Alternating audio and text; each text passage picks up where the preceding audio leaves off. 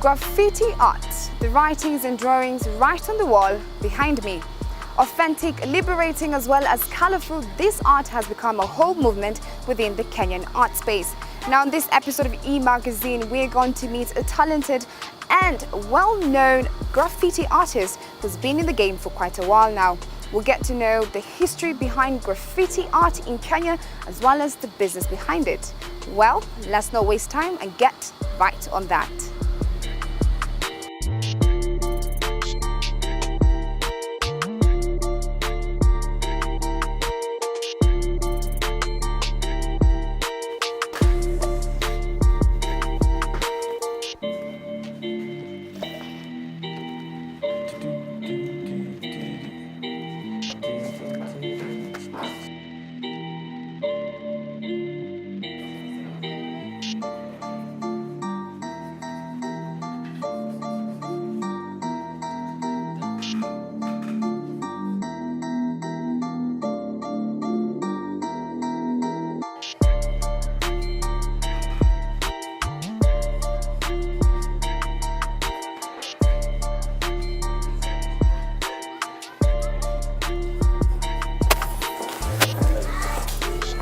Kerosh. Hi. How are you doing? I'm well. How are you? I'm fine, thank you. So I'm so excited to be in this space today.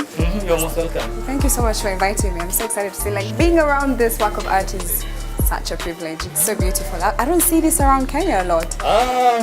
It's here. It's here, right? Yes. Well, we're about to find out today. Yeah. No, so tell me, how has your experience as a graffiti artist been so far? For me, I felt like it was what I needed to be, because I was doing a lot of social commentary, cartoon work, addressing issues within my society, only that it needed an audience, and the bigger the audience, the better. So for me, public space became my canvas. So for you, graffiti has always been a form of expression in terms of, you know, what your society is going through, or you as a person. So for sure. I think one thing a lot of people don't even understand is, what is graffiti art? Graffiti is expression without the limitations of formalities. Okay. So whichever way you feel like you need to express, and on whatever service and to whatever audience. Okay. So it's just the purest of expression. So you have only yourself to hold yourself back. Just you. Yes. Okay, great. So tell me about your journey into being a graffiti artist. When did that start? How did you know it's something you wanted to do? So when I was about to clear high school, I went in a bookstore and I had gone to buy art supplies. And I stumbled upon a book called Graffiti World. So I stood on the aisle for like 3 hours, ran through the book cover to cover, and I just knew this is where I belong. Because whatever fascinated me before then was the kind of art that would be expressed well in the book that I had seen. So I started figuring out what options there are for me, because I had seen bits of it in the streets, but I had no clue of how it's done, who does it, and stuff like that. So I was told about an event where guys were doing live graffiti. So I went to the event and I met my peers and they became my mentors, and I learned from them and I'm here. That's right. That's how you ended up here, right? Yes. That's amazing. So before we even get to talk about your works and you show me around, you know, some of these pieces, and just tell me about the space right here, what it's all about. I want you to just explain to me the difference between a street artist and a graffiti artist. I feel like there's a thin line there and people never really understand the difference. Yes, I think it's just technical terms. Graffiti is mostly writing of names. So pseudonyms of street artists, written in some fancy way. Okay. Yeah, and so it kind of looks like some coded language for the people who know. Then street art is just expression on public space, and it's mostly artworks or telling a story or something. It is very, it's artistic. It's towards, it's more towards fine art, while graffiti is more towards calligraphy than a lot of witchcraft. Do you do a lot of witchcraft? I like that term. So Yes. do you do the both? Yes, Would you consider yourself to be both? Yeah, I am both. Yes. Okay, that's amazing. So when you got into, being a street artist or a graffiti artist, at the time you got into it, was it something people understood what it actually was? Was it even a form of art at that time? Then and now, I think the parallels are still the same. Is it still understood? Is it still a form of art? Maybe not. People will understand it based on their backgrounds and based on perceptions and how they see it or what they're told about it. Okay. But for artists, they understand the need for expression. So for them, they consider it some holy avenue to walk through. So I think there's need for people to look into it if they need to understand it, as opposed to listening to what they've been told about it. Because again, it's also based on what they've seen a lot. So for example, nearing political elections and stuff, we see a lot of graffiti, but then that's political. So Waititu for governor, all that. Right. I don't consider that street art on the level where it's supposed to be, because that is more of branding and advertising. Okay. Because you're rallying for an ideology that is supposed to sell either a person or a party or something. Yeah, 100%. That's not expression. That's just advertising this person or this party. Yeah. But then for me, when it comes to expression, when it becomes that expression and not necessarily advertising anything, now that is art. That is graffiti. Yes.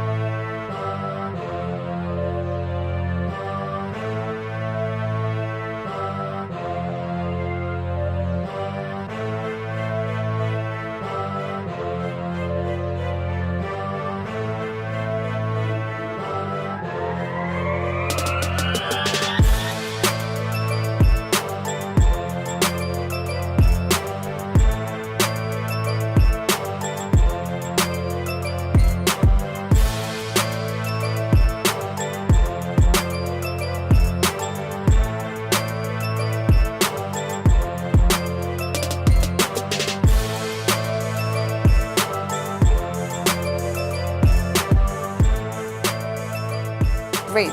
Now, Kerosh, I want to understand if you from your experience being in this, art space, do people see the value in graffiti work right now in Kenya?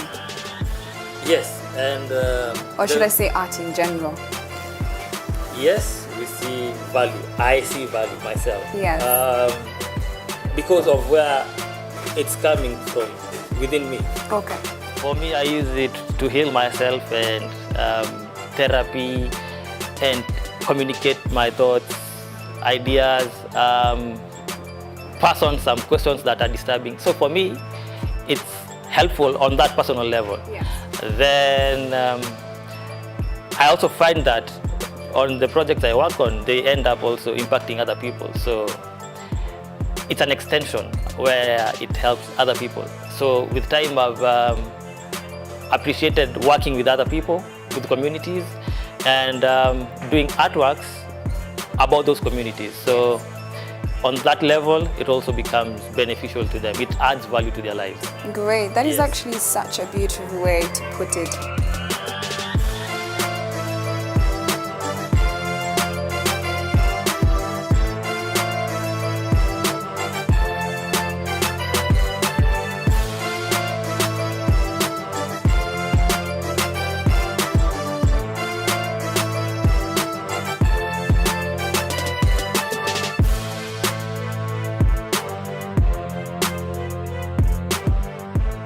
So one thing also I want to know is, how did the history of graffiti start here in the Kenyan art space? How did this whole art begin? Because I know it's majorly, in the global space, like States, like, Europe, but how did it start in Kenya? Very interesting question. I feel like I should write a whole thesis on this because it's something that we've done a bit of research on. There's supposed to be a documentary coming out about the street art and graffiti scene in Kenya. So apparently, before I was born, there were guys who used to paint walls and their cars, private cars, but then using brushes. So it was just them expressing themselves on those surfaces. Then I remember when growing up, I used to see a lot of signage, but very expressional. So if it was a restaurant or a hotel, you'd see a painting on the wall of like a family having dinner or something. But then it was more of art than the advertising, because they wanted to show the real expression of the feeling of having dinner in that restaurant. The same with barber stores and salons. Yeah. So there was a bit of the few images of people with getting their hair done, but then with time it started attracting attention of popular people, so celebrities and stuff. Then also some of the time you could see a bit of comments on the artworks. Then again, when I was growing up, matatus.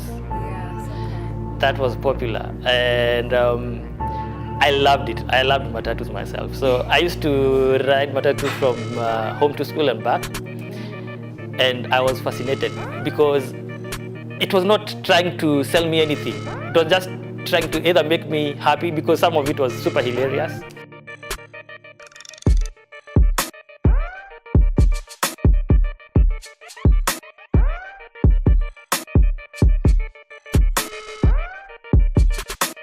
Or it was just making me think about whatever we considered heroes and celebrities. So it was an avenue for people just to say, here we are, this is what we think, this is what we feel.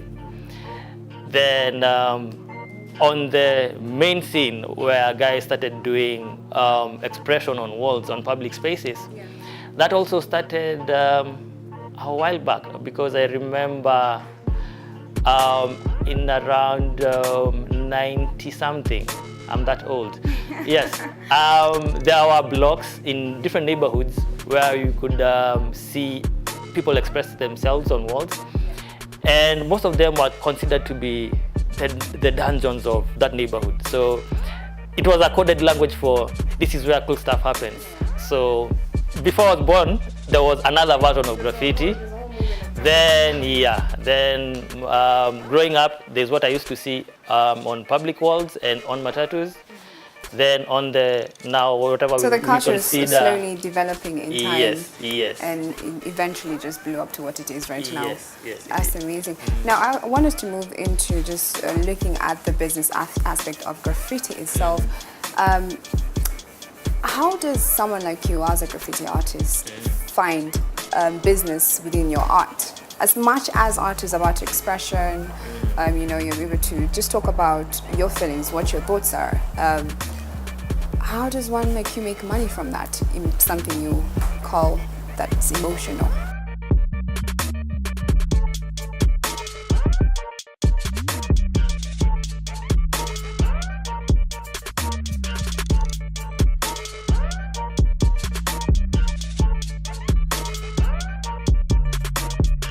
For me, it starts with me expressing myself, then people appreciating how I've done it. Okay. Like, it's not just regular type of expression. It has some element that people are attracted to. So they want to see whether I can apply that in whatever they're trying to either sell or maybe lobby about or stuff like that. So they want the technique that is used to express that whatever they want expressed in that fancy way. Okay. So that is what attracts them to me. Then there are projects where I've done within communities, and also there are people who then see the value that the communities get out of that, and they want to do that in other communities. So they approach me for that. Sometimes I'm called to teach, so I also teach graffiti. That's amazing. So there are many ways. Also, I do merchandising. So I do bags, t-shirts, hoodies, so many things. I'm actually happy you mentioned that, Yes. because I was about to move on to ask you, where exactly is the market for artists in terms of, is it doing graffiti for my tattoos? Mm-hmm. Is it doing graffiti or just paintings in hotels, on hotels, or is it on t-shirts or clothes? It's everywhere. Once people love whatever you do, they might want it on a t-shirt, on a matatu, Everywhere. in a restaurant. Yeah, so I think we've learned just to be open, because anyone might want your work and you may not necessarily know where they want it on. So just make it available when people need it. Yeah. And have you faced any business challenges in this space? Like, what would you say is the most difficult about being in the art space? Being an artist is interesting because Imagine. yes, there are times that you just want to focus on what you feel like expressing, and sometimes you don't know how long that will translate into cash. There are times where you are called upon by clients to do things that you don't feel like you really want to engage in, and you have to figure out whether it's a wise decision, or the conditions within which they want you to do whatever may not be necessarily exactly. Then art, the industry itself is interesting in terms of how the seasons shape up and pay. So sometimes it's a windfall, then for the next couple of months it's a dry season. So the discipline of managing your money. So you have to, by default, just have to have a business mind, figure out how to make all your calculations work for you. So yeah, I think most in terms of a challenge is disciplining yourself, knowing what to do, when to do, where, and stuff like that. But at the end of the day, allowing your artwork to remain pure, because that's the only way you'll get to challenge yourself to go better, harder, and at the end of the day, it's about the fulfillment you get out of it. So there's a tricky balance between balancing general life and whatever is supposed to come out of you. Okay. Yeah. That's amazing. So, Kerosh, you're an artist. Yes. It's a fact. So when it comes to work like this, what kind of laws are there that can allow you to protect your work? Are they available in Kenya especially? There are laws that protect you. Once your artwork is done, that by itself is a copyright. So you need to figure out how to preserve it. So it could be on photos or write-ups about it or anything.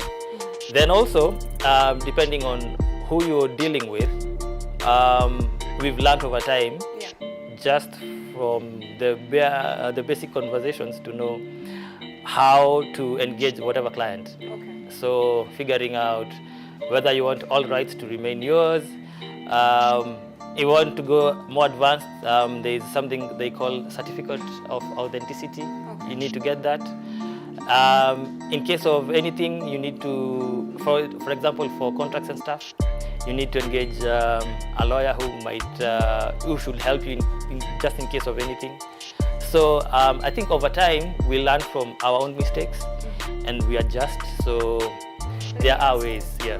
When you were getting into the art space, is this something you thought about, you had considered? Or you were just ready to go do your artwork, just showcase your work, and you hadn't thought about that legal side of it yet? I expected challenges, of which some would probably be legal. Yeah. But then I think for every client, as I engage, I know, I think, and I've learned that over time, I know what approach to take with every client. So I knew there would be those kind of challenges. I knew I needed to strap myself with lawyers and stuff, or knowledge, just basic knowledge in terms of how to engage with whom and on what level. So yeah, I expected a bit of that, so I kind of prepared for it. Okay. Yes. That's amazing. Yes. Where do you see graffiti art going in Kenya?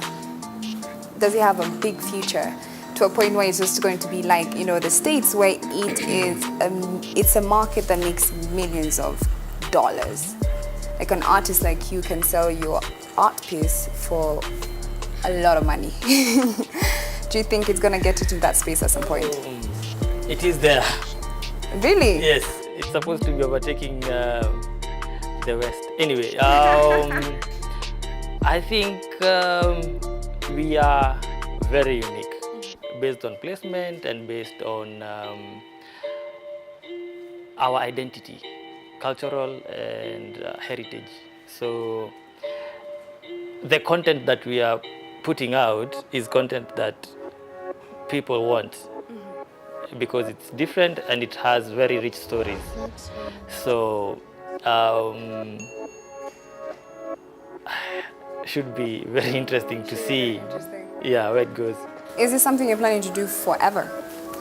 I mean, it's a talent, right? Yes, I'll do it till I can't do it anymore, but still I also do other things, and at the same time, even when probably I'll be kind of old to climb huge ladders, I'll be somewhere doing either directing or something, or teaching or whatever, so should be long term. Great. Now my last question for you today, Kerosh, is this space we're in now, the Railways Museum right now, are there a lot of spaces like this for artists where Kenyan artists can come and just be able to be an artist in here?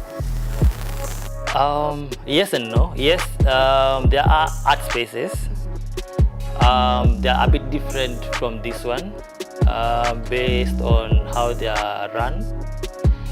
And no, because this one is kind of special. This is special? Yeah. Why is this one special? Because I'm here. No, but there's much more space. As compared to the rest? Yes, and also how things are run here, it's manageable. It's a good environment for the artists, and hopefully it is supposed to remain like that, so that it remains special. Okay, another thing I just wanted to talk about is, I feel like the Kenyan art space has been rather suppressed lately, in the terms of we don't get to see this work out there as much. In a month you'd have barely art galleries to showcase works like this. What do you think should be done different about that? Or do you want this community to be a secret forever? I think for people who want to see this, they should go to where it is at, and not necessarily wait the way I came today. Yes, not necessarily wait until it comes to them. Yes, but again, also we're also doing our bit. We are spreading wings all over, and in one way or another, it will still hit you. So if you don't have to wait, or you don't want to wait, visit around.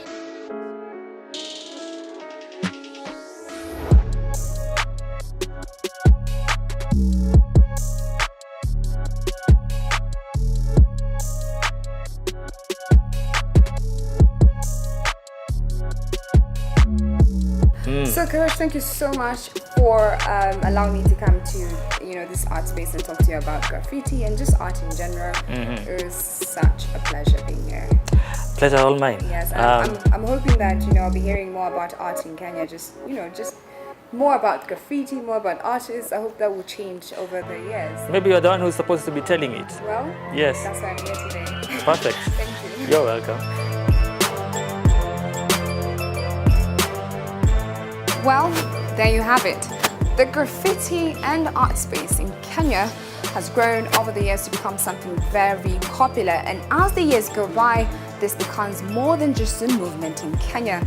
Well, I do hope you enjoyed today's episode of E-Magazine. Make sure you tune in tomorrow same time right here on Metroport TV. For now, see you next time.